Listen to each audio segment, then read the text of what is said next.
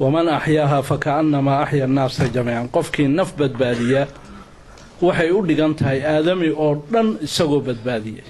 qiso yar baan hordhacay ka dhiganaya wiil yar oo reer Puntland baa bir liqay dhuunta istaagtay wuxuu u baahnaa agab yar oo tracheotomy la yiraahdo Puntland waa laga waayay Hargeysa la geeyay birtii waa ku taagan tahay waa laga waayay xamar baa la geeyay isbitaalkii Turkida waa laga waayay Ethiopia la geeyay Ethiopia oo dhan hal isbitaal baa laga helay